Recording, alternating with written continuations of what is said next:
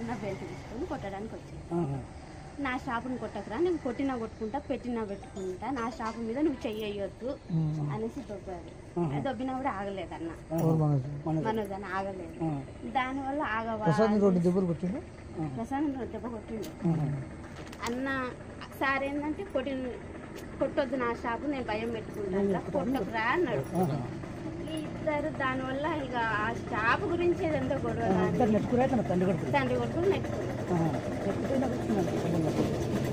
అసలు దెబ్బలు నాకు తెలిసి దెబ్బలు తగ్గలేదు, సేవ్ చేసుకున్నారు. దెబ్బలు తగ్గి అంత ఇది ఏం పాత ఉన్నాయి, అది ఇది ఒకటేసారి. అన్నదమ్ములకు మంచి వద్దలు ఉన్నాయి.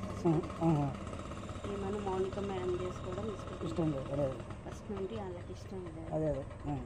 దానివల్ల కొంచెం వాళ్ళు ఫస్ట్ నుండి డిస్టర్బెన్స్ ఆ విషయం మీద.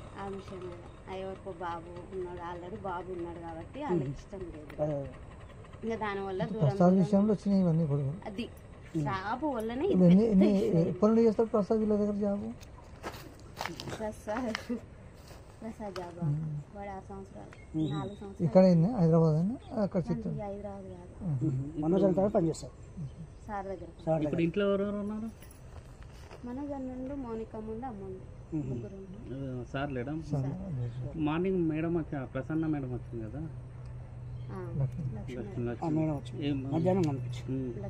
అంటే ఏమన్నా సంజాయించిందా లేకపోతే చెప్తుంది ఇంకా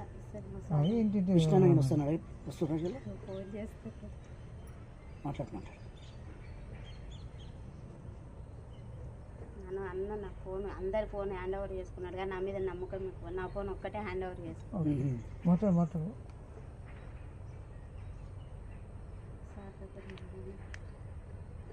ఎన్ని గంటలకు అయింది?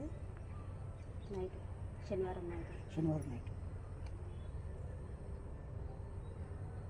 అంతేనా? ఇక్కడ ఇంకా సారు ఇక్కడ ఏం జరుగుతుందో తెలుసుకోరాని ఫోన్ చేద్దాం అన్న. రాడు, నాకు తెలిసి మా విష్ణు అన్న రాడు, కానీ ఈయన భయం ఏంటంటే విష్ణు అన్న ఏంటంటే సారు మీద చెయ్యేసిన ఎవరన్నా ఏమన్నా అన్న ఒప్పుకోడు. ప్రాణం తండ్రి కొడుకు, పెద్ద కొడుకు చెయ్యేసిండు. అందుకని డాడీని ముట్టుకుంటావా అనే కోపం ఉంటుంది అన్నకు, అంతే తప్ప. మొన్న వచ్చారు, టపాకాయలు కాల్చారు, పాపకు 1,00,000 రూపాయలు చేతిలో పెట్టాడు, మంచిగా ఉన్నారు.